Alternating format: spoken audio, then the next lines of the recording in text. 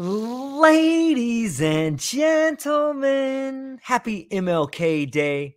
I hope that you are inspired by a man who went to the mountaintop and had a dream. And I hope that every single one of you listening to this has a dream. I hope you go to the mountaintop. I hope you can look down and see the ways in which the world is willing to help you. MLK had a dream. I got a dream. Jason's got a dream. And if you're listening to this, know your dream. Start working on it. Take baby steps towards it, man, and they'll start working out and you can inspire people. Jason Sheffield, an incredible individual, a leader, a speaker, a coach, someone who sees the world in a different way, who is out helping people, making the world different. He's an awesome father, an awesome human being, and a great friend. So Jason Sheffield, welcome back to the show, my friend. How are you? Oh, I'm well, George. It's good to be back. It's been a minute. Man, I think it's been about a year, man. Right around there, probably. Yeah, I was going to say in that little promo video you dropped, you can tell by the stages of hair length of where we're at and how often we're connecting.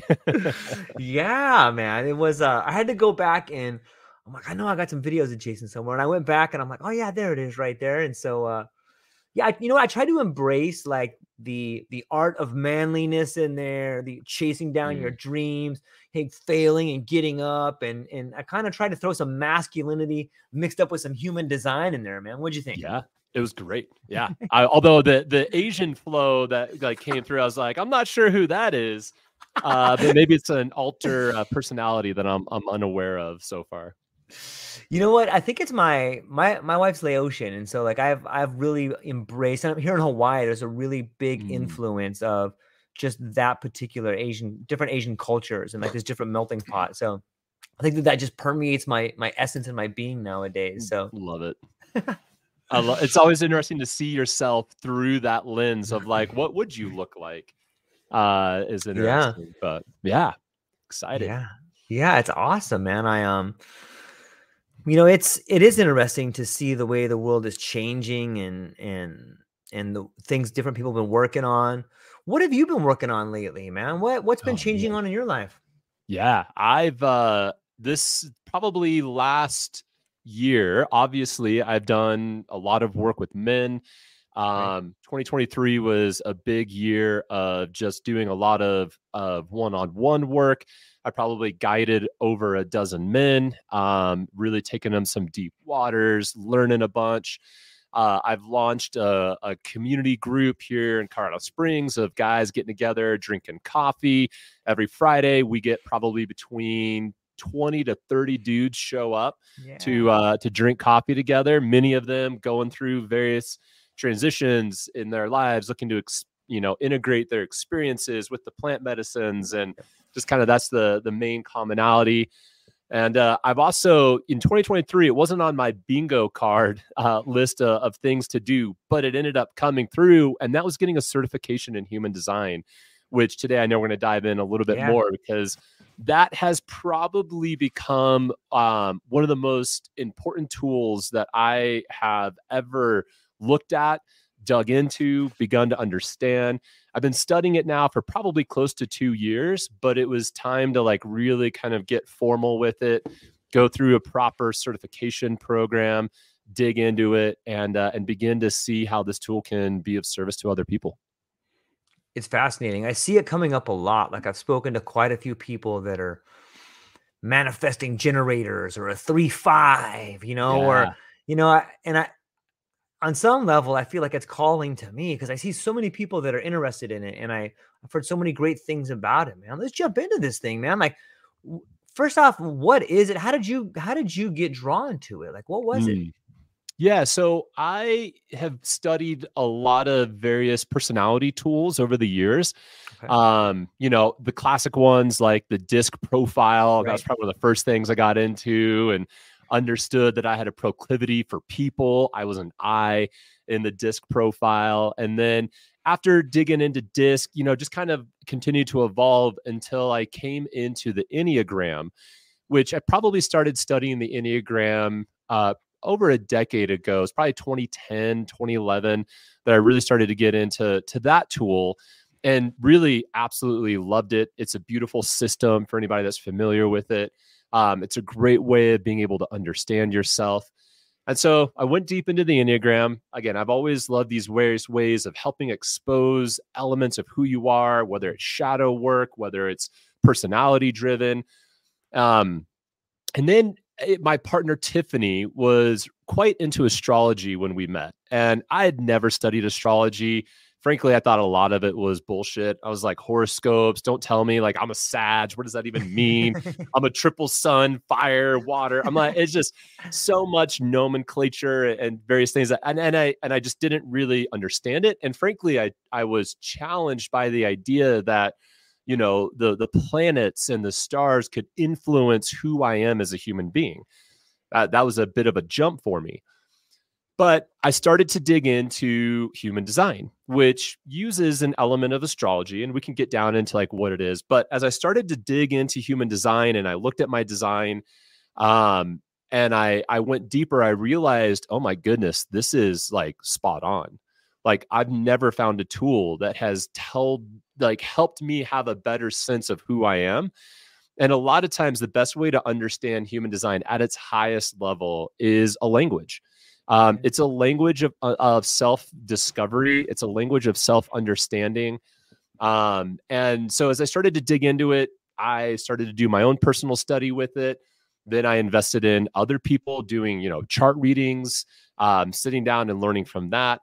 And then it got to that place where it was like, I needed to do the deep dive and invested into like a full on, I don't think it was like 12 weeks of, deep intensive study. And again, that was just continuing to scratch the surface, but deeper in my knowledge base of kind of what it is and how it works. Wow. Yeah, it seems to me that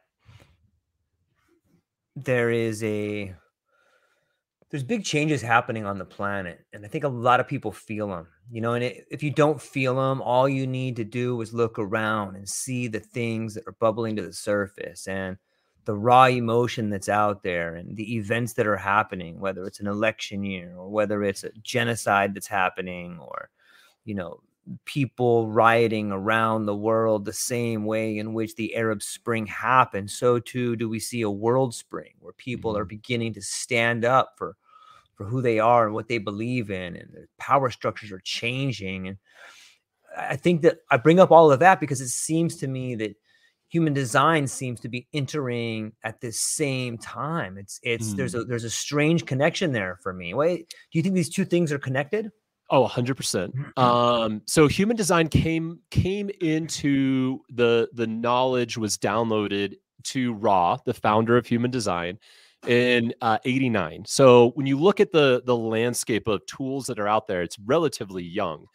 And yet it's built on about 5 modalities that are both new in its understanding, like quantum mechanics, all the way down to some of the most ancient tools that have been used for oneself knowing, like astrology and the Chinese I Ching, the chakra centers, the Kabbalah tree of life.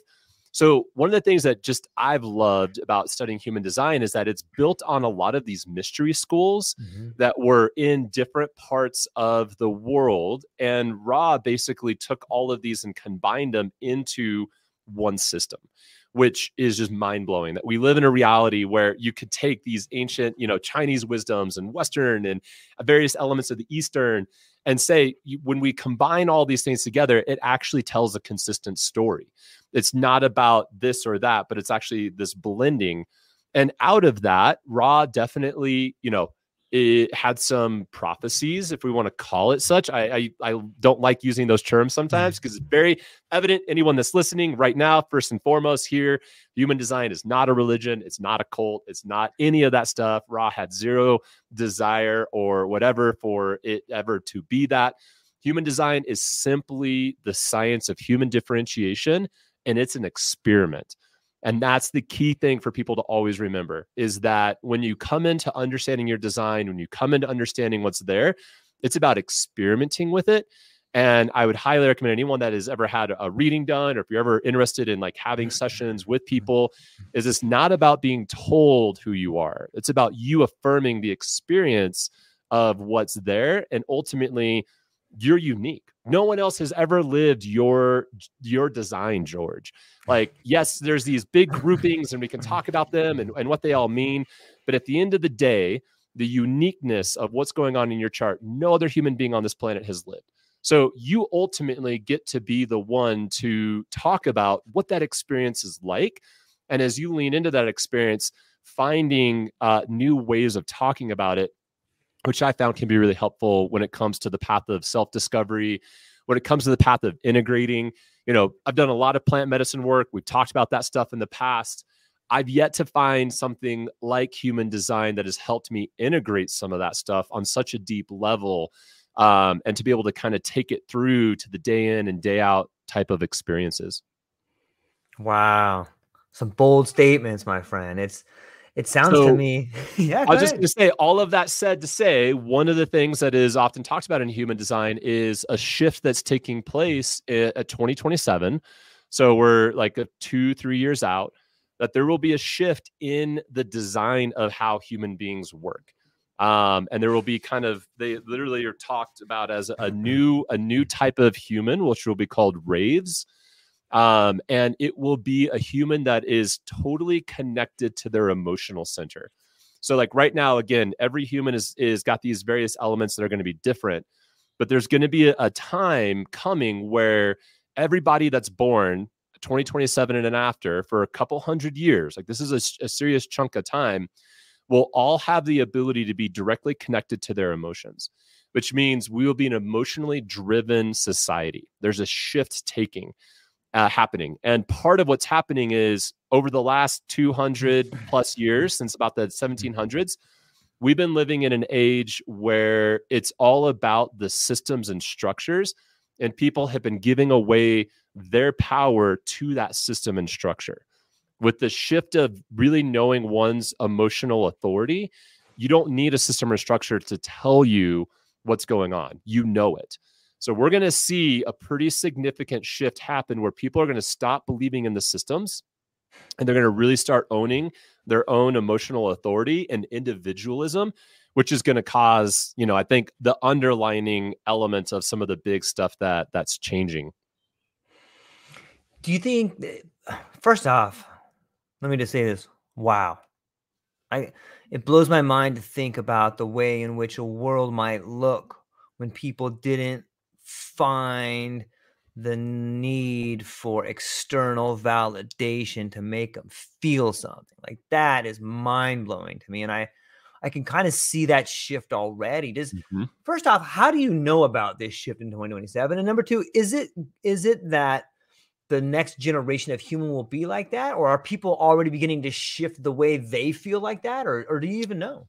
So the mechanics behind it is all math. So that's what's fun about this. Again, you can get into like the science, like if you're into like quantum mechanics, you can start getting into this stuff and really digging into like the why this works and how some of this stuff works on the quantum realm. But again, some of this is built off of the astrology. And astrology, one of the elements that I really do enjoy around what it is that it is was predestined, maybe is the word I want to use, because we know where the planets are going to be always, right? We can see the cycle. The cycle never changes. So there are elements that are always at play and shifting, and we know we're at a time of a turn of the ages. It's the thing that I continue to, why I sense all of this stuff beginning to shift around us is we are on a 2,000-year clock. Every 2,000 years, there is a shift, a new age that is beginning. And we're on the precipice of an old age coming out, a new age coming in. Most likely in our lifetime, we won't get to see what the new age looks like. It's just part of the reality. We got to all kind of understand that like we'll get to be participants in ways that it's excuse me, the ways that it's beginning to get expressed, but it's still 100 years out. Like that's how slow this stuff works, but it's happening, and it's happening right before our eyes. A shift of ages. Okay, I gotta hang on one second. I got a book that I want to show everybody. Yeah.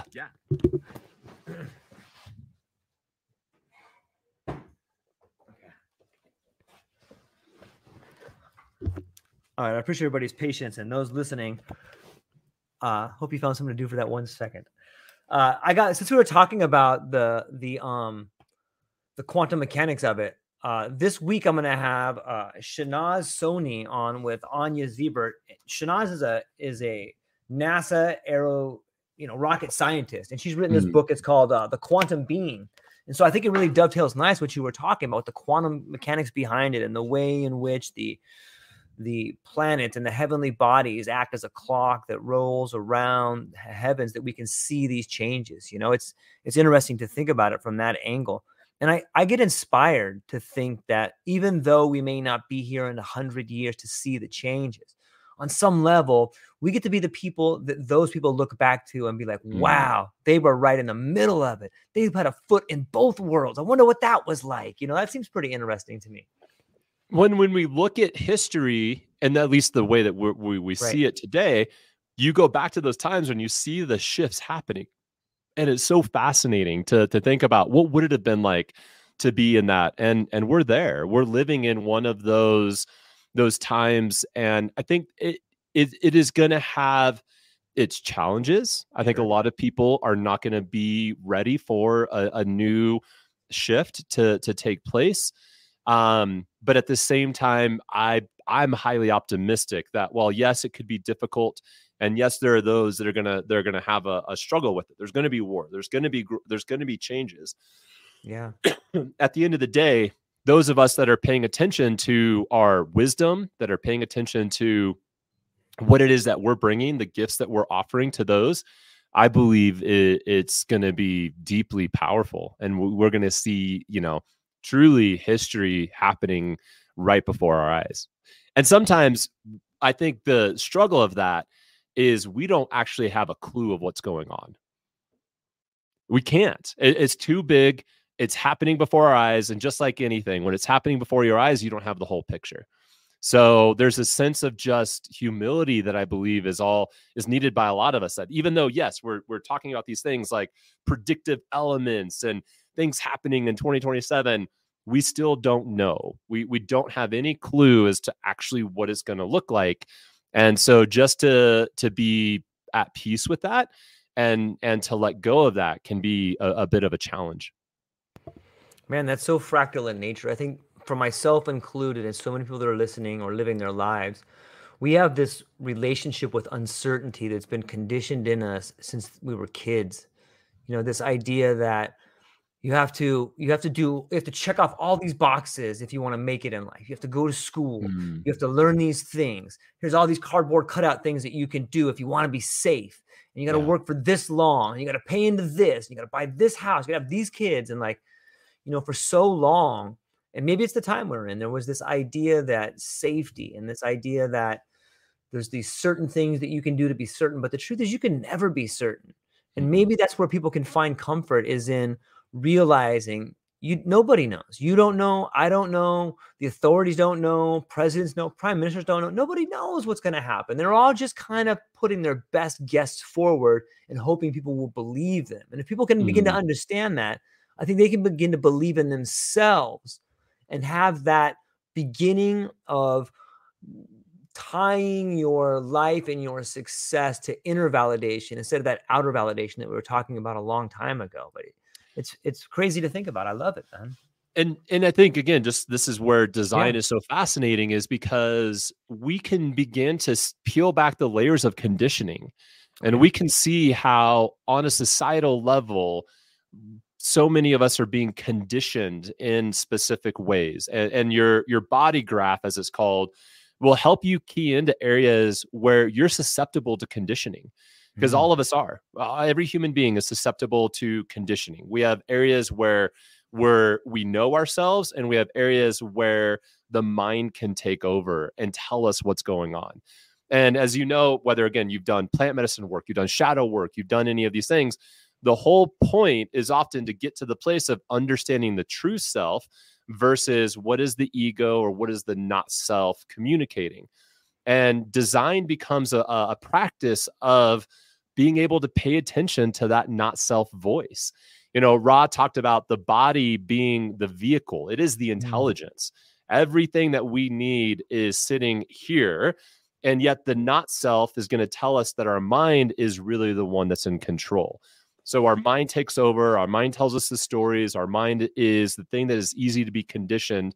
And so we have to begin to unravel some of that and go through the process of deconditioning to take back our own sovereignty. Because at the end of the day, whatever the practice might be, that is the key that I see that connects everything is you are a sovereign being, and can you understand the power that you hold? And the moment you tap into that power that you have, everything in life begins to shift. You begin to living in alignment with who you are. Your energy flow changes. We begin to live on our path's purpose. We have a sense of what that is, and it becomes our experience. So therefore it becomes knowledge because we've done it versus just book smarts or something that we read. There's such a difference there. And that's one thing I love about design as well, is it becomes experiential. Yeah, and it seems to me that once you begin to read and digest a profile about you, you and you alone get to be the judge of that. And you can look back and be like, this is bullshit. Or you could be like, Mhm. wow, this is really incredible. This makes a lot of sense to me. So maybe that being said, man, maybe we should give people, let's dive into this thing, man. Maybe we can do some real one-on-one. Yeah. Hey, let's figure it out, man. I would love people to be part of this experience going forward. I've never done this Mm. before, and I'm looking forward to learning. And I hope people that are watching can get to make a decision and see what this is all about, man.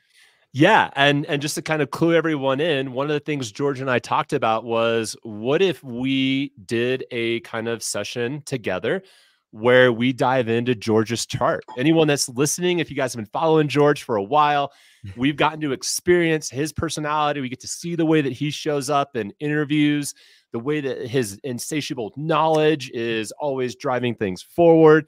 And so since we all kind of get to see that side of George, what would it look like to kind of peel the curtain back a little bit and understand a little bit deeper about who you are, George? And so again, obviously I want to share some pieces that are important to me, as well as we get in anything that I can connect with in my own design. So we can talk about each other's charts in any way that we want. But yeah, want to dive in and kind of get a sense of where things are at, and then give people a sense also of what happens when you begin to kind of clue into that. So to kick it off, George, I would first love to know right now, Okay. kind of where you're at in life. What are three things that you really appreciate about yourself, that you really have a sense of who you are, and that just, yeah, you really appreciate? Well, those are great questions, man, and thank you, thank you for doing this. And it's really cool to do something live that can people can see and judge me, even though it's a little scary. However, one thing that I'm really proud of is having the courage to stand up for what I think is right, regardless of the consequences. Mm, Obviously, there's things in my life that, like my family, like my daughter and my wife, these are the most important things to me. But because they're the most important things to me, I'm willing to walk away from large amounts of money. I'm willing to walk away from authority. And so, and that for me, that's hard to do. It's probably hard for a lot of people to do, to stand up for what you believe in because it's right, and you don't want your kid to do it, or you want your wife mm, to love you more, so you try to do the right thing. So, like, I think there's a rebellious part of me that I really love that stands up to authority. I love learning and seeking and reading and understanding. So a quest for knowledge would probably be a second thing for me. Like I'm drawn to mysteries. Like I have to figure them out. Like my mind does not stop until I can get a more coherent picture of what's happening. And that happens to be with human behavior as well. Like I want to know why. Like, why did that person do that? Like, why? I don't understand why. Like, why to me mm, is something I love about myself. It's like I always want to know why. It's like this insatiable curiosity, I guess, on some level. And the third thing I love is my ability to empathize with people and see myself in their position. Like I love that about it. And on some level, I feel like I can experience what they're going through. And those are three things that I really love about it. And then I guess if I had to name three rough areas in my life that were difficult for me, it would be not taking care of myself on a level in which I care about other people sometimes. Like I tend to neglect the important parts about me so that I can invest in someone else's dream, or I can go deep into someone else, or I can go deep into something else and kind of forget about me. And as I get older, that becomes a problem. Like I should take better care of myself and in all areas there. Another thing for me is trust. Like I have a bit of a trust issue. You know, I felt when I was younger, I was abandoned by not only my family, but when I look back at generational trauma, I can see that both of my parents were abandoned. And so I think I carry the scar of inability to trust that comes from abandonment. And the other part that I have part that is difficult for me is being grounded. Like I steer out of reality so much, whatever reality is. Like I live in a different world, and a lot of people that love me are constantly like, "We need you here, George." Like it's really easy for me to neglect, you know, things that have to get done, like bills and all these other crazy things, because I want to live in this other world, you know. And maybe it's fantasy, maybe it's projection, or maybe it's something bigger than that. But yeah, those are 3 and 3, man. How does that fit, or is that enough, or what do you think? Great. Yeah, there's no right answer in any of this, George. Awesome, man. But I appreciate that. I feel like it kind of, as we get into this, kind of begins to set some of the framework of looking at your design. Now, just a couple kind of elements that I think are important to remember when we start looking at design is, one, there's a lot of information that can come at you. And so my goal isn't just to like give you information today, but actually to maybe find one or two things that really clue into maybe some new language to think about for yourself. And again, let it just wash over you, right? The first time anyone listening to, when you first start getting into your human design and how to work with it, you're going to, maybe your mind will attach to one or two things. You'll probably forget a lot of other parts of it. So one, this is obviously recorded, so we can always come back to it. But two, it's the beginning of a path, right? Like I mentioned earlier, I've been on this for the last 2.5 years, and I'm constantly learning new things, constantly digging in deeper, constantly finding out new pieces. Because like we said when we started, this is looking at 5 different modalities to understanding yourself. And so while yes, it's all about your individual uniqueness, there's groupings that we can look at. So we'll break down today kind of the highest level of these groupings that are important for your design. And again, see how they land, how do they fit for you, and kind of think about that moving forward. So just like there's blood types, right? There's B positive or O negative. And that type drives who you are, right? If you're a B positive and you put O negative blood in, you're dead. It doesn't work anymore. But that B positive is made up of millions of individual cells. And so when we look at human design, it starts first and foremost with your type. And types are broken down into 5. There are 5 types that are present. So the first type are generators. And generators make up 70% of the population. So the majority of us human beings are designed as generators. Then about 20% of the population are projectors. 8% of the population are manifestors. And then there's 1% of the population that's called a reflector. Reflectors are very rare. You don't meet them very often, although I have interacted with a handful of them, and their world is just very different. And then within the generators, there's a subcategory called manifesting generators that kind of sits on the edge of being a generator and a manifestor. So that's the 5 groupings that are out there. And George, you are a generator. So again, the majority of people that are out there are generators, right? And yeah.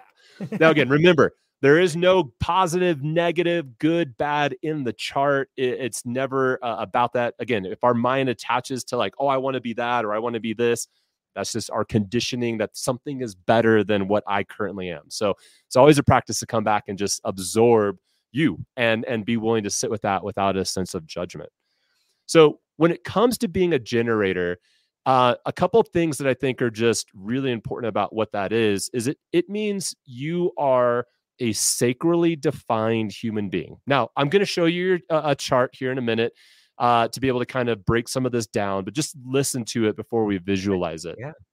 But your sacral center is the engine that runs the entire chart. It is a untapped resource that drives your desire to do work. So that's partly probably why 70% of the population are generators, is because we're here to work. Now, we're not here to be slaves. We're not here to be a cog in the machine. And frankly, what ends up happening often is we can be conditioned to do so. So when you look at society as a whole, a lot of people are being kind of used in their generator energy for work, because it's always there for them, but it's not in alignment to their life's path. So we have to first and foremost understand that that as generators, you have sustainable energy. You also have an inner GPS of just knowing, because this center is going to guide you. It's going to give you a sense, and that leads into what your strategy is. And your strategy is to respond. And this is where it can get a little hard for generators, because responding can cause some frustration, because literally what that means is everything that you do in life is going to be in response. Meaning, is it a yes or is it a no? Yes, no becomes the most important question that you can ask yourself. So I want to pause there. How's that resonating? What's landing before we dig any deeper?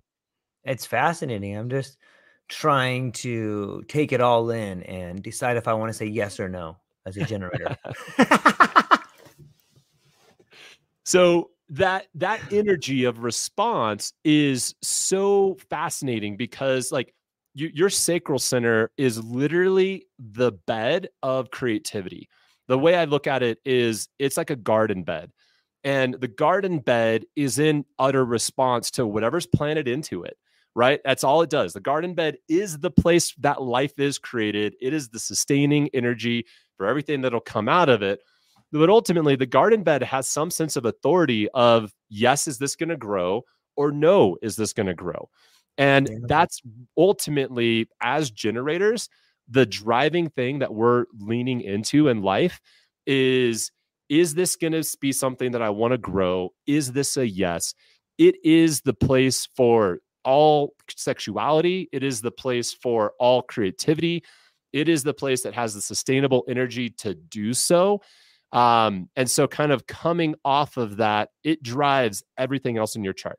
So it is probably one of the most important things, that everything else will be determined first and foremost by understanding what does it mean to be a generator and to be sacrally defined. So questions on that? Yeah, it's interesting. You know, I know in my family we have a history of manic depressive, and I think that could be, even in myself, I can see echoes of it. And I think that can be something that is related to a yes, no. Like when I look at projects I'm involved in now, it's like, yeah, I want to do that. And it's like, no, I don't want to do that. And when my yes becomes a no, I get physically sick almost. Like I get to this level of stress where like I cannot do it. This is killing me. It's ruining my family. I'm like, I'm not going to do this anymore. I can't. Like this is somebody else's thing. I can't. So it does make sense. And then when there is something like my yes is my podcast, it's my family, and like these things will definitely grow if I continue to feed them, and I'm driven towards them. It is the seedling becoming, it's the acorn in the oak tree, or the oak tree in the acorn. So yeah, that resonates with me, and I think that there's some validity to human, to my family as far as mental awareness and whatnot. And you touch on something that so many generators communicate in their experience, which is what happens when your yes becomes a no. Because at the end of the day, we're kind of wired for the yes, right? So like an unkept garden bed, it will grow everything that's put in it, right? Yeah. So there is that sense of cultivating and taking out and what is right to be grown and what's not right to be grown.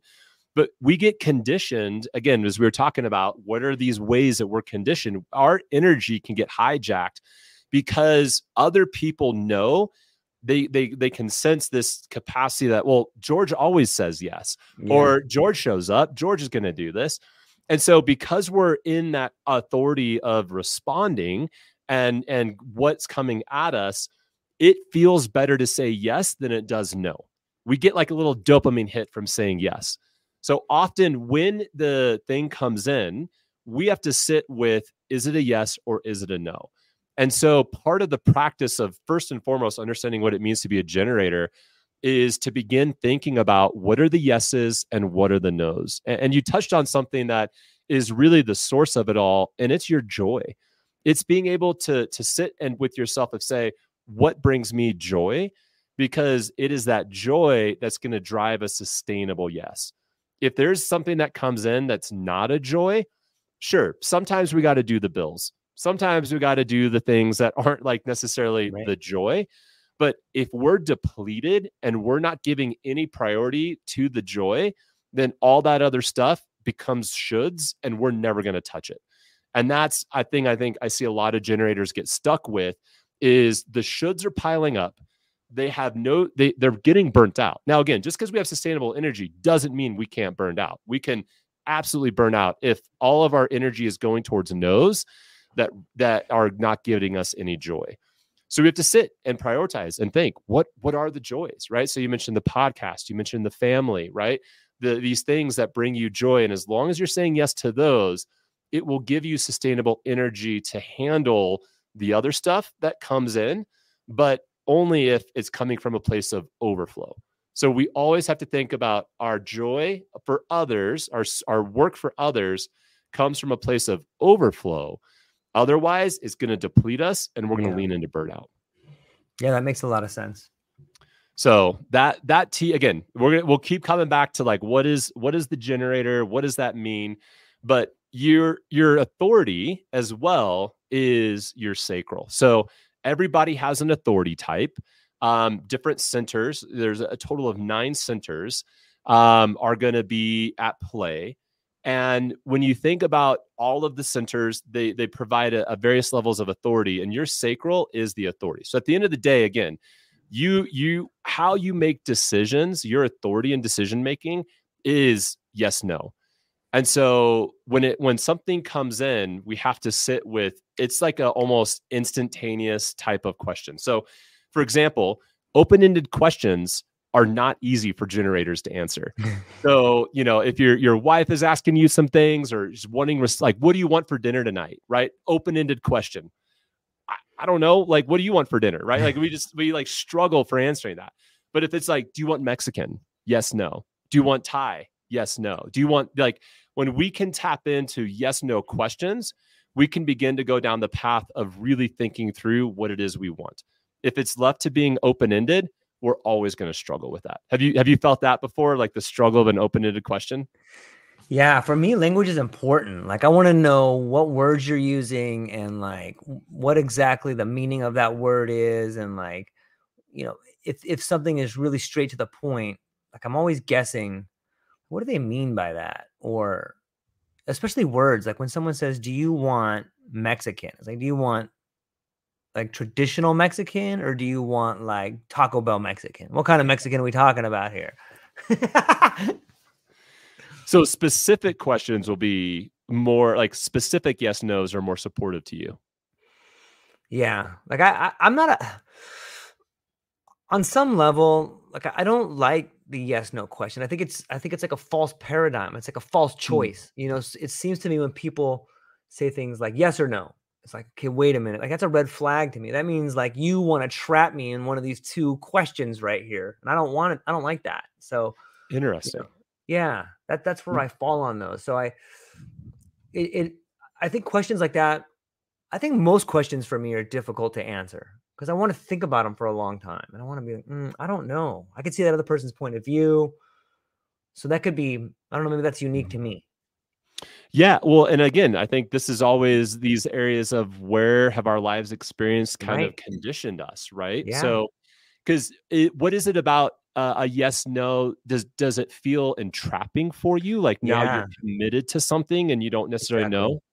That's exactly it. Like I think I've said yes to so many things that like yeah, I can do that.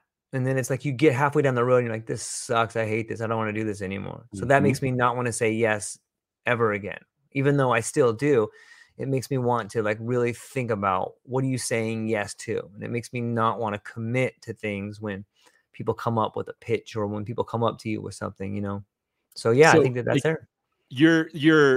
you've been so like your yes no has been abused Yeah. by others.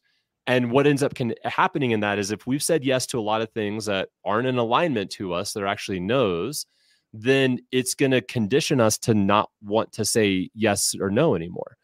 And Yeah. frankly, what ends up happening through that is your authority, the thing that gives you the most power in making a decision, has actually, you're not giving a voice to because of whether there's fear of like saying yes to something that's actually a no. And so it's a process there of getting back to the place of, can you actually only say yes to the things that you want and no Yeah. to everything else? That's hard for me. Yeah. And that's it, right? That's Yeah. the struggle for a lot of generators. But that's going to be, just first and foremost, like that's part of the path for you, is getting to the place of how do you say yes to the things that are your joys. So again, I'm a manifesting generator, but first and foremost, I'm a generator. So I have to play by the same rules of responding. And what are my yeses and what are my nos? And I went through a practice of thinking through what are the things that bring me joy in life? Like, what are the things that are just like always a yes? And I identified 6 things that bring me joy. So a few of them, just to kind of how Yeah. I went through this process. Number one, it was spirituality. I love spirit. I love engaging with the concepts of spirituality. What is the path of spirituality and all of its forms? So anything that has to deal with spirituality is a yes for me. And it's going to look a lot of different ways, but that's a yes. 2, teaching. I love to teach and communicate. So anything that's in an area of teaching is a joy for me. Deep conversations, right? Getting into these types of Yeah. conversations is a yes. I love stepping in to the depth of conversation with other human beings. Fathering is a yes. I absolutely love showing up and fathering my children. My partnership with Tiffany is a yes. Our relationship is an absolute yes for me. And then music, right, is a yes. I absolutely just love listening to music and engaging in music. I identified those 6 things that give me joy when I say yes to them. And in my life, when I'm not prioritizing those things, I have less energy to do the shoulds. I have less energy to take care of all the other things that need to happen. And I have to begin to organize my life around those joys, just selfishly. Like, this is all about me. It's not about anyone else. Like, I'm saying yes to me because these are my joys. And these are the things that are yeses for me, which is a challenge, right? Yeah. To be selfish enough to say those things that, like, if I priority wise, this is it, is a challenge. So every generator has to go through their process of thinking through, what are the joys? What are the things that actually bring you joy? And asking yourself the question of, if this doesn't bring me joy, is it worthy of saying yes to? Even though I could, even though this person's asking me, even though I might be disappointing to them, Right. can I lean into that? Right.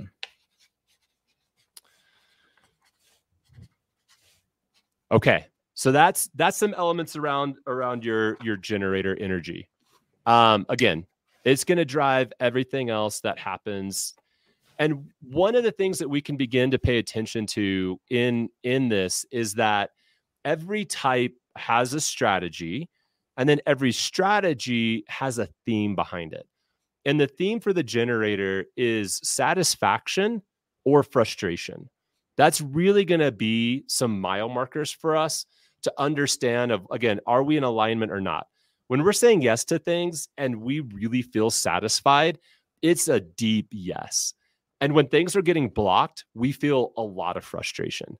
And it can just feel like things aren't moving in the right direction. So I'm just curious, like, what is your experience first and foremost with like frustration? Like, how do you see frustration show up in your life, or what do you end up getting frustrated about often?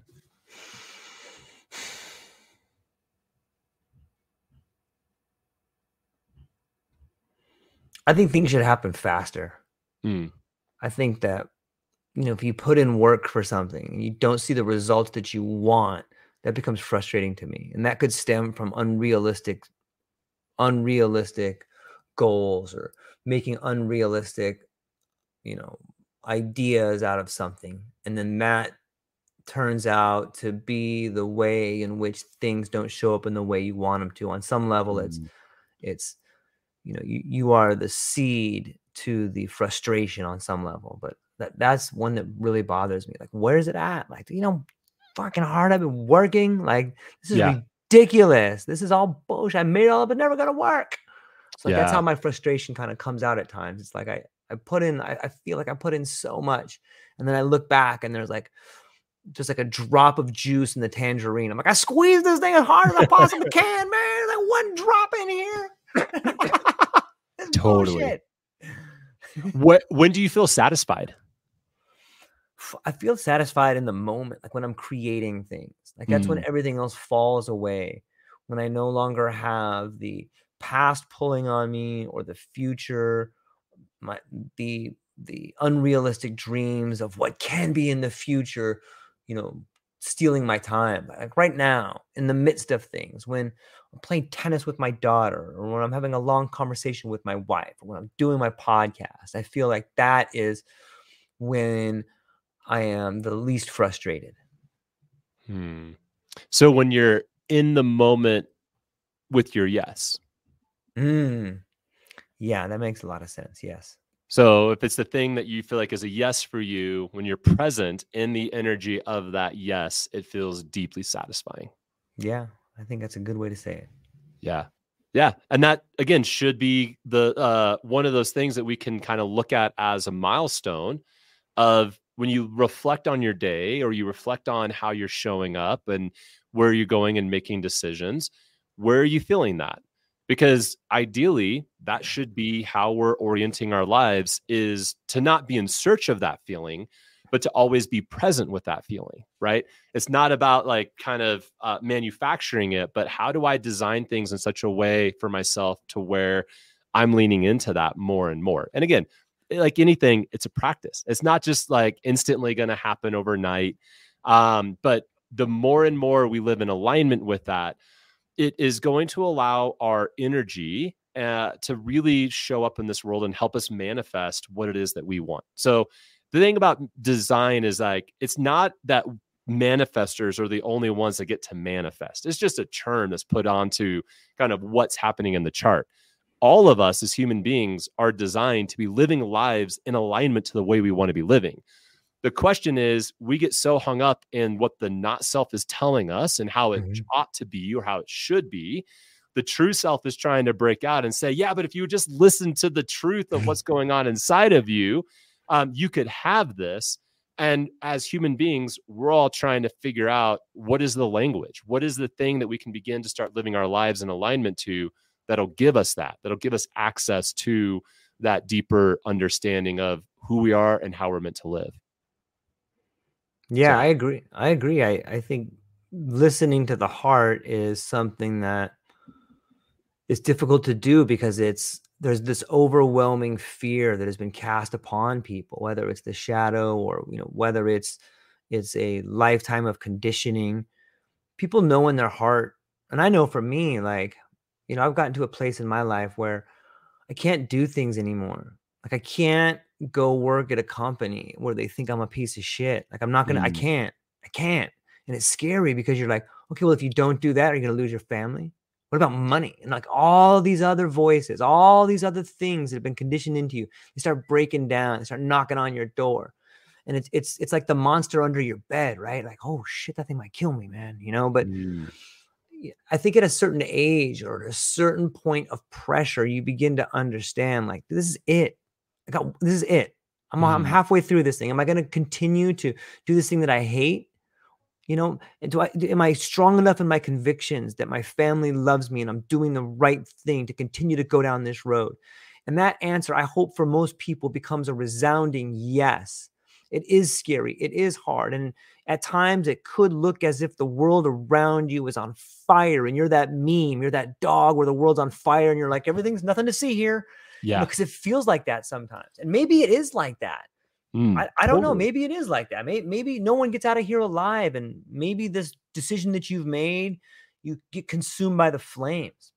But that's part of it, I guess, you know, and I think that's where spirituality and faith comes in. Like, are you going to take the next step? Here it is. You can't go back. Like, there's the flames back there.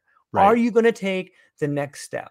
Let me help you out. Here's a little piece of food for you. You know, there's like life teases you. Like, come on, you could do it. I really feel like life is supporting you. Like, take this next step, you big pussy. Come on, do it. Yeah. You know, it's like trying to push you. Like, you can do it. Growth must be taken, and I'm going to help you do it. It's going to be scary, but I'm going to be right here. You know, and then you start looking at like whatever sort of, you know, a lot of people in the West turn to Christianity. And when I think of the Christianity myth of life helping you out, I think of that poem Footsteps. You know what I mean? Like there's something bigger than you that's carrying you or will carry you if you need it, but you have to have the faith to keep pushing through. That's kind of a long answer to it, but yeah. No, I totally agree. And I think this is one area where the study of astrology is so fascinating because when we look at the cycles are very supportive to, are you going to make a jump or are you going to stay stuck in your current karma? So when we look at like things like the retrogrades, right? Like a Mercury retrograde that happens I think it's about every 18 months or so. Yeah. Right. There's this thing that takes place, this pause for like 3 weeks where it can get difficult. And depending on how in alignment to yourself you're living, it'll kind of show up and it'll challenge you and it'll give you an opportunity to clear out the karma of the negative decisions that you made or the ways that you weren't living in your true self. And so again, these cycles are always happening. And in your chart, there's transits that are happening. You get the planetary energy in these different ways to like help you and hold you and support you, and other human beings come along and can give you the same thing to help you make that shift into again, what is the next step of how you hold your authority? And ultimately, how do you make decisions? And I think this is one of the biggest things that most people are pretty blind to, of like how to make a decision, because they might get totally logical or they might get totally emotional, or they get in their head and they'll let their mind go through the process. And what if we let the intelligence of the body actually tell us what it is? Because that's the thing that I believe everybody has, but so few of us are willing to do the work to figure out. There is a way to know it, and there is a way that we can do this work, and it's right for you at the end of the day. So one of the things I want to show you kind of what a body graph looks like now. Yeah, now that we've touched on kind of what your type is and how this is going to drive a lot of things, I think I can share my screen. Yeah. It should be down at present, I think. Maybe there it is. And then I can add it to the stage right here. Okay. All right. So this is your body graph. And this is effectively your chart. Just real fast, Jay, because there's going to be people that are just going to be listening to it. So I just want to take a moment to, or maybe you can take a moment to explain it verbally, and then we can talk about it as far as an image, if that makes sense. Yeah, absolutely. So just kind of walking through the body graph is effectively sees all the modalities mapped to your body. So when you look at it, it's built on 9 centers. So starting from the top and working our way down, we have the head is the very top triangle. Beneath that is the anja. Beneath that is the throat. Beneath that is the G center, or the identity center. Beneath that is the sacral, and beneath that is the root. So that's kind of top to bottom. And then moving from left to right, we have the spleen, we have the will center, and then we have the emotional, or it's also called the solar plexus. So those make up the 9 centers. And then to those 9 centers, there's numbers associated to each center. There's a total of 64 numbers. And those are the I Ching gates, or they're also called hexagrams. So anybody that's familiar with this, they're also called gene keys. Okay, so there's a couple different ways that we can understand this. And you can study just the hexagrams. You could study the 64 hexagrams in its own modality. It has ancient tradition within the ancient Chinese have been studying this for a long time. So that's the numbers. So those are called hexagrams or gates. So those are mapped into the 9 centers. And then we have what's called definition. And the definition happens when the astrology, so we have the traditional 9 planets, including the North Node and South Node, the Earth, and the Sun. So there's a total of those astrological signs. And those signs are in gates. So effectively, if you were to look at this on an astrology map, each planet is going to be in a gate, and then that's what provides definition. So when you see a number lit up, that means you have a planet in that number, and that's activated for you. Now, when you look at it, you can see centers that are colored in. That means it's a center that's defined, and a center that's not colored in means it's open. So for George, he has an open head, an open will, an open solar plexus, and an open root. And so those are the areas of openness. Definition for George is in the anja, throat, identity, sacral, and spleen. So hopefully that, if anyone's listening, again, it can be a lot to try to absorb while you're looking at it and understanding, like, just from this, we're going to get kind of all the intel of your design. So I don't know what questions you have, or what could I expound on further for that? If we could talk about, like, what is it, if something is open, does something rush in to fill it? Great question. So the places that we're open are the areas where we are constantly receiving, and where we're defined is where we're constantly broadcasting. So one area that I want to kind of talk about is that emotional solar plexus for you. So that triangle that's all the way over to the right. Okay. You're completely open in your emotions. And by what I mean by completely is you don't have any gates defined. So there's nothing happening.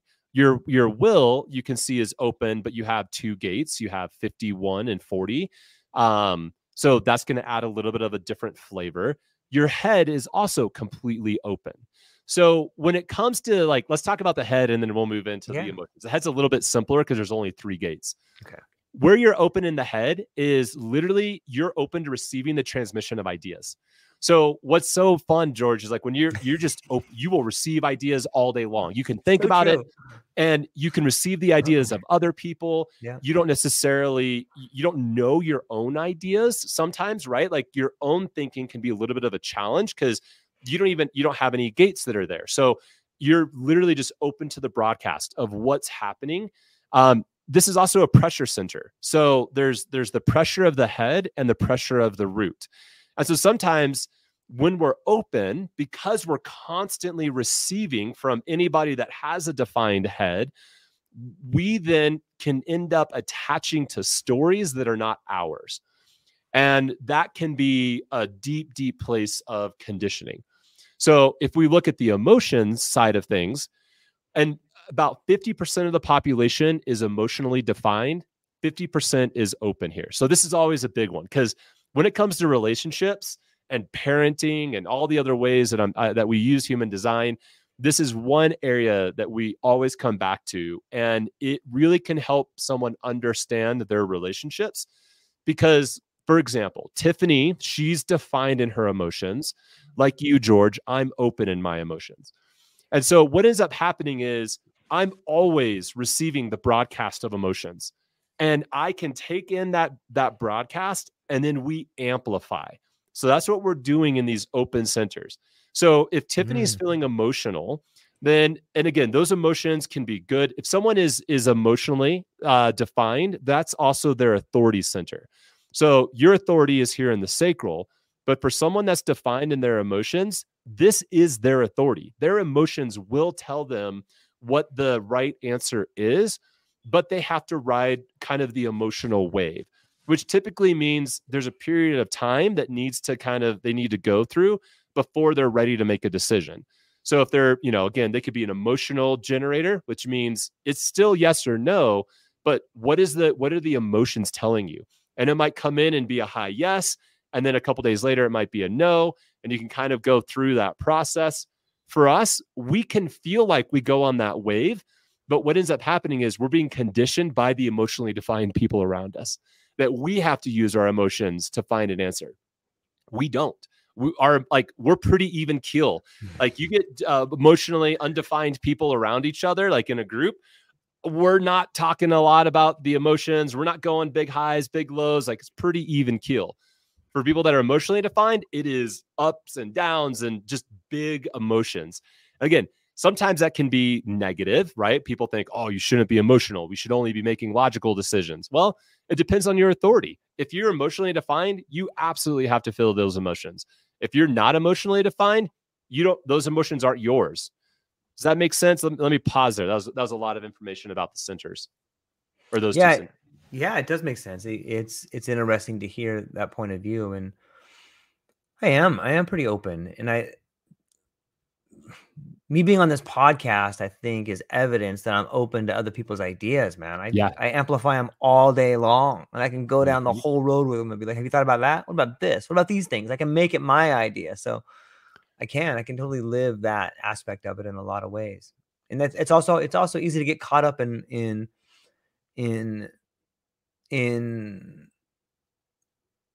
those too. Like I can imagine what it, and I think that speaks volumes of what I said earlier when I talked about the things that I care about myself that are important to me. And one of those was, being able to be empathetic with other people. I think that that's very similar to having an open mind and seeing other people's ways of life. So yeah, I can agree with that.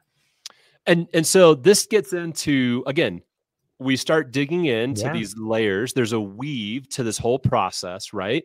So when we look at just right here, there's this channel that's activated for you. It's the 4323. So I don't think, can you see my mouse on the screen? I can't. Okay.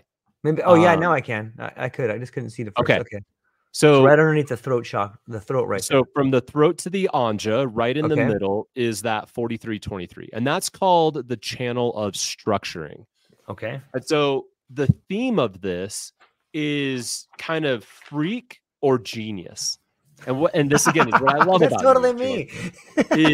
And this is all about your ability. It's all about timing. Because if the timing is right, you're a genius. Yeah. If the timing is wrong, you're a freak, right? to the people that are around you. And so what this channel is built on is 43 is the gate of breakthrough, and 23 is the gate of assimilation. So you literally have this ability to assimilate breakthroughs. And the anja is the center for processing. So if the head is where the ideas come in, the anja is how they're processed. And if you have a connection to the throat, then literally you're talking about processed ideas being spoken. That's what's happening through this channel. You literally have the ability to translate auditory information. You're bringing breakthroughs and epiphanies to people. And again, you can see it happening all the time. Like you love that type of stuff. You have the ability to like articulate new awareness. You have this ability of like evolutionary impact on people. And you're listening, you may not hear other people. So again, sometimes because of that auditory processing, you're listening within, because this is an individual knowing channel. So this is just about your own self. It has nothing to do even like with listening to others sometimes. It's just about listening to yourself, listening to others. Does that make sense? I talk to myself all the time. Like I have conversations with people that aren't even here, to the point where my daughter will come in and be like, Dad, who are you talking to?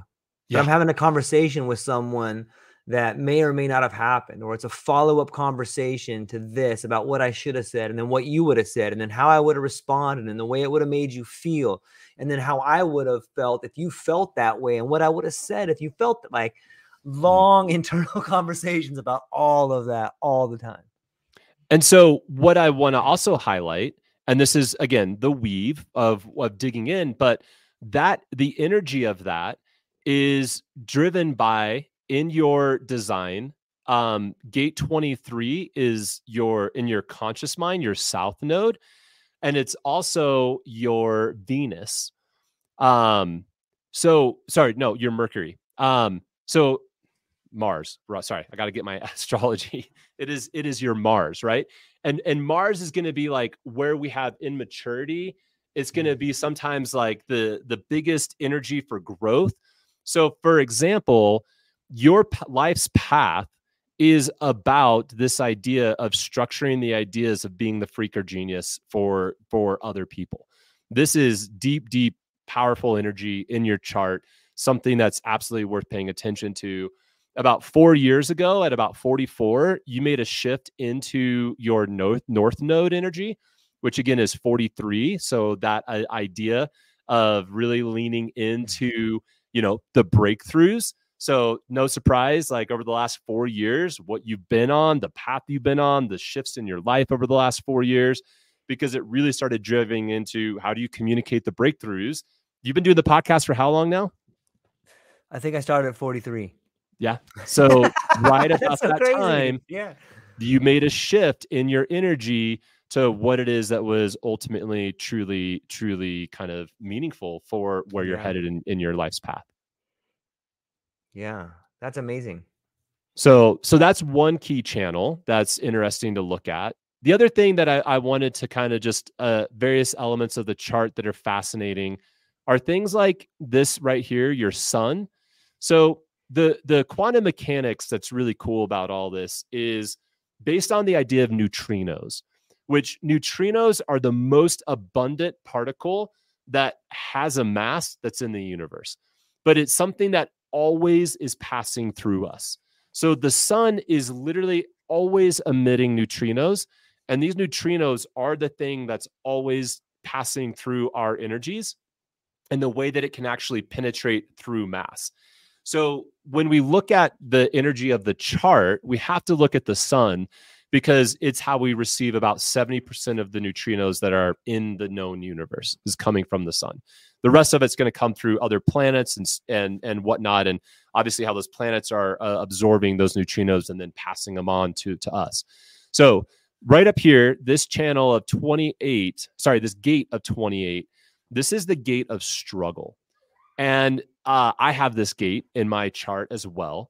And so I was curious, just kind of on this path, like how is this idea of struggle really showing up? So some of the things that happens in this gate, one, like we're struggling to discover the meaning of life. It is the thing that we're driving to. We're always asking, and you kind of brought up this question a couple different times, like struggling, like what is it that we're here doing? We love to take the hard way or the challenged way. So we don't necessarily like to go down the path of least resistance. We go down the path of like, what's the challenge? Now, you kind of have it also in your Neptune, or you have it in your Uranus here. So that's going to add in an energy of like unexpected struggles or things that are unusual or surprise struggles that show up in your life. It can sometimes feel exhausting if struggles aren't engaged with property, right? So you have the struggle, but if it's not a yes, and all of a sudden you're like fighting a struggle that's a no, that's going to lead to that burnout. But it's from the struggles that you actually have the experience to help others. So when you're teaching or you're giving your wisdom to other people, it's always coming out of a place of struggle. At the end of the day, though, the question we're often asking ourselves is that like there's a fear that life may not be worth living. So you were talking about earlier, like sometimes like there could be a depressive or manic depressiveness that can kind of show up. And also knowing that maybe earlier in life, there was struggle. I know a little bit of story for you of like kind of what younger years were like. But I was just curious, like where have you seen struggle or how's some of that showing up in your life?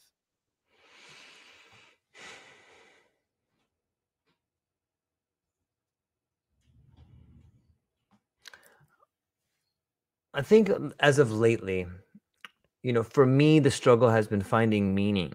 Like I'm not interested in doing something that isn't meaningful. If I can't find something meaningful in it, like I don't spend a lot of time trying to do it. And another place where I find struggle is like being enough. Like I want to be Mm, enough. And I think most people want to be, they want to be enough. They feel as if they're not doing enough, or they're not being enough, or they're not being something that is helping people around them, and I feel selfish sometimes, and greedy. Like I struggle with that. Like I don't want to be. I want to help out as many people as I can. Mostly I want to help out like my family. I want to be in a better place. I want us to be comfortable. I want us to be happy and healthy, and so I struggle with what's important in life, and how are my struggles for me important for my family? Are my struggles for doing the right thing, is that, where does that road end? Is something that you mm, dream of and you want to do, is that necessarily good for your family? To what mm, end? How long are you willing to do something without making any money? Like, well, that's a pretty big struggle. And what does that mean for your relationships? What does that say about you? Is it something your family has done? Like, these are mm, all things I begin to struggle with. Like, it's the, and I think that that's where I have been struggling recently in mhm. life. So what's so fascinating about that is then once we look at your sun, then we look at the earth. And earth is in gate 27. And the way we look at kind of sun earth energy is the earth is what your struggle is grounded in. It's Mm. the grounded energy. So gate 27 is the gate of responsibility and caring. Gate 27 is all about feeling this deep responsibility of whose problem is it? And frankly, they often get manipulated with guilt, and they kind of position themselves in life to be the go-to person. Like, oh, George will take care of it. George will take care of it. Like, because you love to be obligated. Like, you love to have something of a need of responsibility that is required of you. It can kind of sometimes show up in that desire to like transmit values, right? So we want to transmit the Yeah. values to other people. It's a teaching gate. So we want to make sure it's also tribal in its energy. So again, where the 28 is all about the individual struggle, it's grounded in, well, what's the struggle of the tribe? And you're caring deeply for the challenge of the tribe. And what does the tribe need to be paying attention to? How do I transmit the values of the tribe? But the question becomes, whose problem is it? Because sometimes it's easy to just to take in problems that are not yours and then feel like Mm. you're the obligated one to have to care. And then all of a sudden we begin providing caring energy that is not a yes, but it's actually a no. So Yeah. two important energies of your chart of struggle and nurturing. Now, what's unique about this is looking at your on the it's black, right? It's on the left side of the chart, which means this is how you know yourself. This is your personality. This is something that's always available kind of in your psyche. Now, on the left side of the chart in red, we have your design. And this is the true self. This is how the world sees you. This is if we can tap into it, we can begin to understand, again, like all things, it's not that the not self isn't powerful for us. It's just, can we understand it in its right place? This is how I understand. Like, again, you understand your struggle, you understand this Mhm. desire. For others, how they see you and your true self at the end of the day, your sun is actually in gate 33. So 33, it comes off the throat. It's there at the bottom right-hand corner. And 33 is a gate that's all about privacy. 33 is a gate that says, I need alone time. 33 is a gate that says, I need to look at the past. 33 is a gate that has secrets and likes to keep secrets. 33 is a gate that can sometimes get stuck in the past because it's spending so much time looking at it. But ultimately, it takes the lessons from the past and is able to move it forward. And then at the end of the day, it's all about sharing the wisdom that they have from reflecting on the past and making sure that the timing is right for that wisdom to come to fruition. So I think that's an interesting thing is, again, when I look at the work you've been doing, how you show Yeah. up, you love taking private things and exposing it, right? The Yeah. private elements of what's going on in the psychedelic space, or these areas of like privacy and pushing into it and challenging it, and looking at the past and I'm interviewing all these interesting people of bringing new wisdom to the future, but looking at where it came from in the past. I don't know. How does that piece resonate for you? Yeah. Not only does it resonate, but it helps me. Maybe this is what the chart is aimed to do. Like I never really thought that deep of, like I do that. Like I value my privacy on a level, and like I really am comfortable being alone. I would probably be alone all the time if I could be, you know, but I do look at the past, and the same way I do that internally is the same way I investigate the subjects with which I'm going to talk about on my podcast. You know, it's interesting to think about the as above, so below principle of that. Like that Mhm. is, it's an outward manifestation of what I'm thinking inside. I never really thought about it from that angle, but yeah, I think it And I lands. just quickly want to touch on something we haven't looked at yet, but it's that second number that we see on the screen. So you have like 28.5 and then 33.1. That 5-1 is the profile. So you mentioned this Mm, at the top, right? People will say like, "Oh, I'm a 5-1 manifesting generator," or "You're a 5-1 generator." Well, that 5-1 is your profile. And so to just quickly talk about the one is the investigator. The mm, one is the energy that has an insatiable desire for curiosity, for asking questions, to do the deep work of investigating and understanding. And so, of course, it makes total sense that you approach that privacy energy with investigative energy behind it, because that's what it means to be an investigator. Um, the only other thing because we talked about the earth in your conscious, your earth in the unconscious, again, is something that is, there's a few gates in the chart that can sometimes be just like a flag of something that's like, hey, this is worth paying attention to. Again, not good, not bad, but can sometimes be a little yeah. bit more of a challenge. And that 19 is one of those gates. I actually have 19 as well, so I can speak to a little bit of what my experience is like with it. But 19 has this deep desire for intimacy Mm, and connection with other human beings.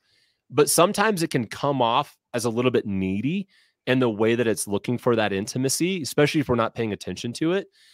And it is deeply, deeply sensitive. In fact, it's something that when someone has this gate, they should never be criticized. And criticism is a death to us. That if anybody criticizes us, one of two things is going to happen. Either we're going to build up such a wall that we don't let any intimacy in because we can't handle the criticism, or when we open up and we start to make connections with intimacy and vulnerability, and then criticism comes in, it just shuts us right down, and we just react right out of that.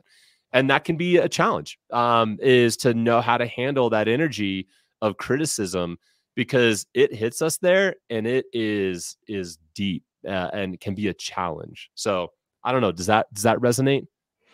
yeah. I mean, I've had people tell me in my life I should take criticism better.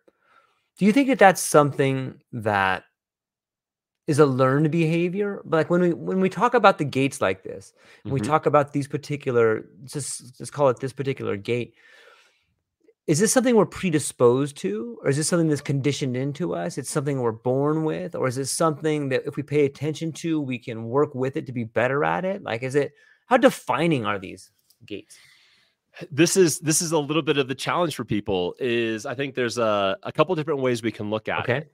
I look at this as saying, with this energy in your chart, you should be aware of how you handle criticism. Yeah. You should be able to understand that criticism is always going to be a challenge for you. So, for example, I have this gate. I remember very early on, actually, I got married at 21. Before getting married, I went through kind of the premarital counseling with our pastor, Hmm. right? Where we talked about the dynamics of our relationships. And I remember distinctly the pastor saying something along the lines of, Jason, you have your skin is too thin, that your wife is always going to tell you how it is, and you're just going to have to get thicker skin. You're overly sensitive. And so I kind of took that as, oh, I'm just too sensitive. So I got to change something about myself to not be so sensitive. Well, after 12 years, that never worked. Like I was betraying something that I am sensitive. I have a level of sensitivity that just is always there. So on some levels, I don't like looking at the chart as an excuse of like, Mhm. well, screw you for criticizing me. I'm overly sensitive and I'm just going to put like bubble wrap around Right, me to never receive anything from the world. right. And yet, knowing that when I am in deeper, intimate relationship and things like with Tiffany, to be like, babe, like I don't really receive criticism very well. So, is there another way you could share your perspective with me that maybe doesn't have a tone of criticism? Because there's truth. It's not to say I'm Yeah. perfect. I mean, although we all know I am. It's not to say that I'm perfect. It's just to say that if you come at me with a tone of criticism, I'm not going to receive it. And I just need to be okay with that. And then communicate to the key people in my life that if there's something that you want me to listen to or grow around, that's great. But can it have a tone that isn't critical? Because I'm just not going to hear it from you. Yeah, I love the idea and the word awareness. Like, I think that really helps you become more effective in changing your behavior or helping someone else change their behavior. And I'm immediately drawn to say you are a really good communicator for someone you love to feel begin having criticisms come your way and able to respond with the, I don't really receive it that well. Is there a different way you could, like, that's a beautiful statement, my friend. And this is where I found learning my chart Mhm. and learning to surrender to it. So, Mm. the way we can look at this, and one thing I love about human design is that it's very mechanical. It is not Yeah. it does not give a fuck. Like it is just, it is what it is. Right. And it's frankly like a circuit board. This Mm. is your energy flow. This is how energy works for you. So where you have definition is where energy is coming in, where you like, and you're amplifying it for, or sorry, you're broadcasting it into the world. Where you're open, you're receiving the energy. Where you have channels, the channels are like the way of water, right? Water's Mm. always going to take the path of least resistance. So how do we begin to understand ourselves of I can understand the flow of my energy and where it's at work and where it's not, and what things are going to be challenging for me, what things are going to not be, available to me. And can I surrender to that and simply say, this is who I am? And it's a challenge. And that's a bit where we have to come to this place of Right. surrender to just like, can I surrender to this? Like, and this is the question I'm constant. This is the grand experiment, right? I don't know. But this is the thing I'm really leaning into is, can I really surrender to my design? Can I begin to live into it? So, for example, what we looked at today, just at a high level, is what's called your incarnation cross. And we'll kind of start to land the plane a little bit because, again, it can get a little overwhelming if we just keep going deeper and deeper. And again, we've only really cracked the tip of the iceberg, George. But the incarnation cross looks at your sun, your earth, and both your conscious and your unconscious. So those four energies really become your life's path. And from that, you can begin to do the work that will help you develop your mission statement. So if you want to, like, can I share my mission statement with you? Like Yeah, coming please, through this, man. Please. like this is, and I want you to tell me if this seems, of what you know of me, does this Okay. seem true? Right. Okay. So my mission in life is my enthusiasm ignites and inspires others, creating focus that transforms. My space is able to observe the past for insights while inviting the possibilities of the future, speaking clarity to the moment. Yeah, I think that's a great mission statement, and I think it defines you in a way that is like a mirror. And that's so, that to me became so freeing when I could actually admit that if I said, you know what, if I'm doing that, then everything else will flow from that place. But when I think about my decisions, when I think about what my yeses are, when I think about what I'm leaning into, that now becomes a bit of a filter through which, well, is my enthusiasm going to ignite and inspire? because I've definitely been in places where my enthusiasm does not do that. People don't like my enthusiasm, or they're intimidated by my enthusiasm or other elements. So first I have to understand is my enthusiasm going to be invited? If it's not, then it's not going to work. And then from there, I can begin to work through. And now I have a structure for how I make decisions. I have a structure for understanding my authority. I have a structure for how I'm showing up. And frankly, I have a structure for what's going to work for me and what's not going to work for me. And if I can live in alignment with that, then I'm able to start to live into that energy of manifesting what I want for my life. How did you craft that sentence? Is that like something you've done after studying your chart for like a long period of time and really beginning to feel who you are? Yeah. So it was about studying, like leaning into all these various elements of my chart, but it was looking at my 4 gates that are in my earth. So my earth is gate 9. Sorry, my sun is gate 9. So, which is all about focus. So you also have gate 9. And gate 9 is actually your Neptune. So it's at the very bottom. It's the second one up from the bottom. And that's for you, your spiritual path. Your path is all about focus and how do you bring your focus to the right thing. So for me, that's a massive energy. Another big energy is gate 16, which is the gate of enthusiasm.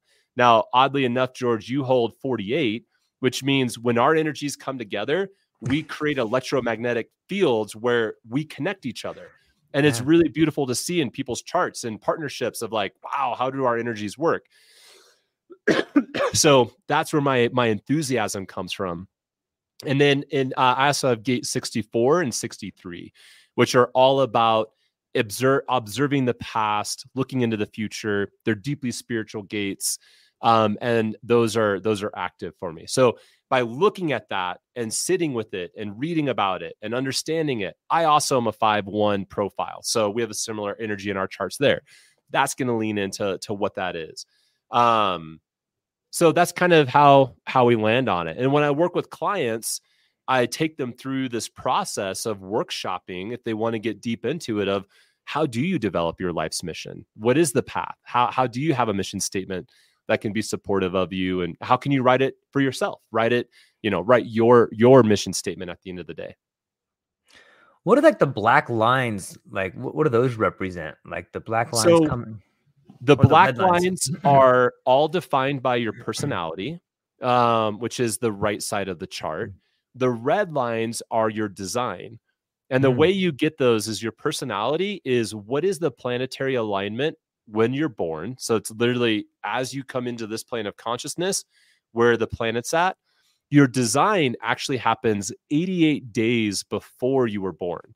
And so that's where we start receiving the neutrino stream. You could kind of various ways of understanding like how consciousness comes in. Ra gets really deep in his teachings on that front. But yeah, 88 days before is when the true self comes in, and that's the red. So our life's path is we're conditioned by how we know ourselves, which is our personalities. We're working to understand the interplay of our true self and how do those two things work together. And that's what gives us our chart.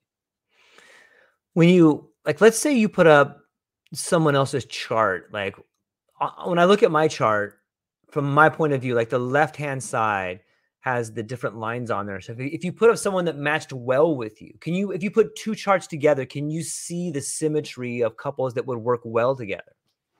So you can see the way I like to look at it is you can see the areas that are going to be challenging of working together. You can see the areas of working well together. All of us have the capacity for working well. It's just, again, can I understand the language of what's going on? But like, let's just say really quick, if you and I looked at like our connection chart, like where do we connect and where do we not? Let me just pull that up really quick. Yeah. Is that what you're asking for? Do you kind of want to see? Yeah. Like that's a whole nother level I never even thought about. Now, all of a sudden, once you begin to know your chart, you can start looking into the way in which you relate to other charts. And like, what does that mean about relationships? What does that mean about children? Can you see the hereditary personality? Is there hereditary personality? There's just so many questions. Oh man. And that's where what I love is doing this work has not only been meaningful for my own self-understanding, but it Okay. has drastically changed the way that I parent Mm, because all of my children are very different, right? As we all mhm. know, like if you have more than your kid is always different from you. So Sure. how do you get insight into your kid? But also if you have multiple children, how do you begin to understand the ways that they're uniquely wired and designed? My oldest is very much like me. He's a manifesting generator as well. But my son Jonas and my daughter Evelyn, they're projectors. They're non sacral beings, which means they do not have a source for sustained energy. So when Mm, it comes to chores on Saturday, my oldest, done. In the first 20 minutes, he's got the energy. He gets it done. My projectors, it is a knockdown fight back and forth of who's doing what, when are they happening? They don't have the energy for it. And projectors can be challenging because they show up in this world very differently. And mm, so I found Tiffany and I have started doing workshops for parents of understanding their children's design. In fact, Ross said part of his whole, like when all this came to him, he realized this is actually for the children. Because what happens if we start raising our children not from a mindset of conditioning, but actually permission to be who they are? And that has become part of Tiffany I's experiment is how do we raise our children with giving them permission to work in their energy versus conditioning them, especially for our non-sacral children. Now, Bristol, she's sacrally defined. So of the six of us, half of us have sacral energy and half of us don't. Tiffany is a manifester. So she's only 8% of the population. And manifestors have traditionally had very difficult times in relationships. And I'll say one of the reasons why Tiffany and I have begun to work so well in our relationship is we work to understand each other's charts. We work to understand, for her, what does it mean to be a generator? To be a manifester, and then how am I showing up? And yeah, it's game changing. So George, here's our chart. okay. Um, so what's cool is, again, this is getting a little into the weeds. Let me see if I can zoom in a little bit here. Make this a little bigger.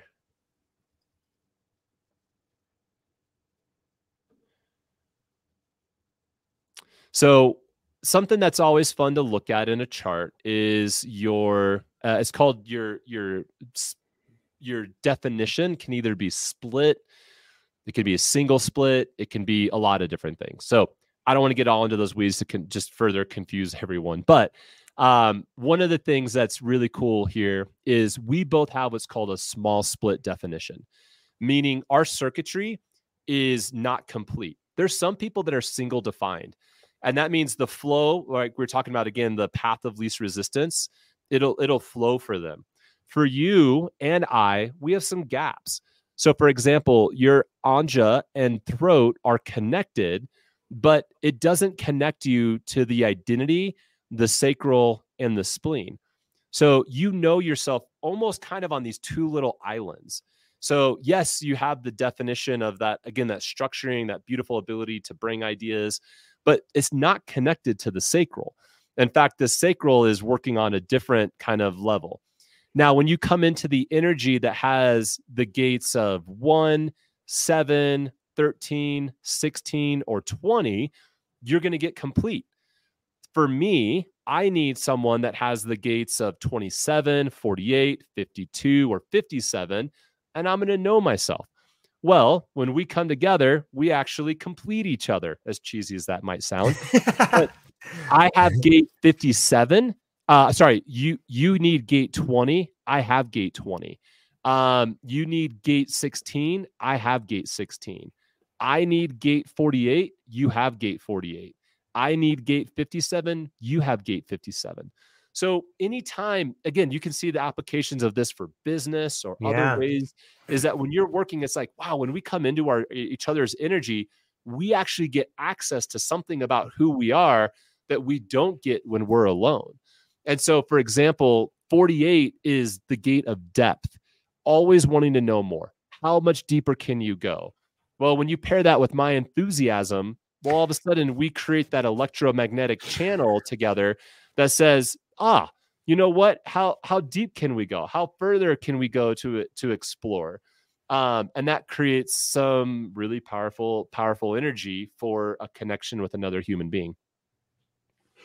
So a bond, right? George, you and I, Yeah. we've been hanging out for over a year Yeah, dude, plus. absolutely, There's man. always been this interesting bond. Well, now we can look at it and say, like, wow. And the bottom right, we can see all of our electromagnetic channels, the channel of power, the channel of perfected form, the channel of brave wave, the channel of wavelength and rhythm and abstraction. We have a lot of electromagnetic channels. And so no surprise that when we've connected and been in each other's energy, there's something that kind of sparks, and we know ourselves in some way when we get into each other's energy. So you can do this with your partner, with your wife, with your kids, and it can really begin to show some areas of struggles in a relationship. It can begin to show some areas of opportunity and growth, and can become to be really powerful. This is pretty in the weeds when it comes to looking at charts, but is definitely a powerful element of what's available in human design. It blows my mind. I was speaking with Anya Siebert, who's from Slovenia, and she was talking about human design, and she actually uses it in HR, to Yeah. help businesses find people to help them solve problems. And when I start looking at the charts like that, especially the one where it's two people's charts and then in the middle, you talk about the different sort of magnetism between people. For so long we've been using words like animal magnetism, or that person gets it, or I feel like they understand. Like, it really starts to bring into the picture the clarity of those words when you can see someone's interactions like that, and then you could back it up by, here's your charts, here's what it says, how do you guys feel? Now you can put a real measuring stick there with that and possibly create. Is there some areas where it could be dangerous though, Jason? Like, do you think that, like, on some level you're starting to these people seem to be superior on some level, or these people are great workers? I guess all information could be used in a nefarious way, but what do you think? I mean, I think to me it becomes dangerous when it becomes limiting. To say, Okay. oh, you're a generator, so you're only Right. this, you're only Right. that, right? It becomes dangerous when we try to create a dogma from it, right? Right. Like any personality tool, the number one challenge I get from people is, well, my birth time can't tell me who I am. So don't, like, they instantly kind of like snub it, right? And say, Right. like, I don't think this is right, or this isn't true for me. This can't, I'll know myself. And frankly, at the end of the day, to me, like, that is someone that's like their ego, like they want their ego to tell them who they are, Right. right? Right. Because it's challenging to actually Yeah. sit with the true self. But Yeah. if the ego takes over this tool and it uses it as a way of structuring dogma, or structuring a religious type of belief that it's only this way or it's only that way, that's where it can become really, damaging, I believe, and dangerous. And then when someone in their own limiting belief says, oh, I can't do that because I'm only a manifesting generator, or I can't do that because I'm a generator. I can't manifest. I can't have what I Yeah. want because all I get to do is respond to the universe. So if all I am is responding, then universe, give me something to respond to. And all of a sudden we just start taking a very apathetic approach to what it is. The chart is empowering. The chart Right. is really meant to give you unlimited capacity. But also understanding that nothing that's fully unlimited is actually ever supportive to us. I believe that to truly create, we need boundaries, right? To the true creation process are built on limitations. No person can do all things. We all have limitations. So how valuable would it be if we actually understood those limitations, how to work within those limitations, and then create the most beautiful life we could ever create? Yeah. It seems to me to be an incredible tool for self-discovery. And we start looking at the different, if you zoomed way out, could you say that each person is like their own gate in a giant body? It's a beautiful mosaic. It is. A human design, the study of human design will never end, because every human being is a unique fraction Mm, and fractal of this massive right. mosaic that is human design. And so anyone that's teaching this or anyone that is coaching around it or using it, I encourage people to really listen to how someone's talking about it. Because if they're talking about it in limiting ways or telling you what does it mean to be a generator and not giving you the permission to bring your experience to it, they're just teaching a dogmatic version of this. I look at it from a perspective of saying, George, we talked a lot of content, like a lot of things today, a lot of Yeah. different stuff. You ultimately get to decide what lands, what's right.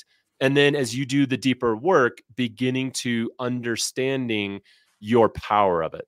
Now, that said, Yeah. I've definitely done chart readings or chart sessions with people. Maybe someone that's a projector. And the projector, again, their energy is about invitation, right? If we're about responding, projectors are about being invited. And I've worked with some projectors that are like, nope, I don't need to be invited. I can do whatever I want to do. Like, I don't need an invitation. And and they just will see like, yeah, none of this makes sense. None of this is for me. This isn't right. And that's great. I will frankly look at that as someone that's not ready for the transmission. It's like, you're just not ready to, you're not there. Like, you're pretty still in the not self. That's great. Like, I don't need to convince or defend or manipulate anybody into believing this stuff. You are the sovereign being and you get to decide what resonates about this and what doesn't. Yeah, I love the idea of experiences and knowledge and teachings being a lens or a microscope or a book through which you can make your own discoveries through. When Mm-hmm. you start looking at things, and I really like the idea of the fractals because like you look at the Mandelbrot set, like the deeper you go, the more symmetry you see. And so you could begin with a question of like, you know, does your the way you respond to the world, what does that mean? And then all of a sudden you just do this deep dive of the relationships you have with people. Like you can get some real work done on who you are and the vehicle that you choose to go down that path on, while relevant, may not be the ultimate relevance, if that makes sense. Like whatever vehicle you're choosing to go down, like there's a lot to see. There's a lot Mm-hmm. to investigate.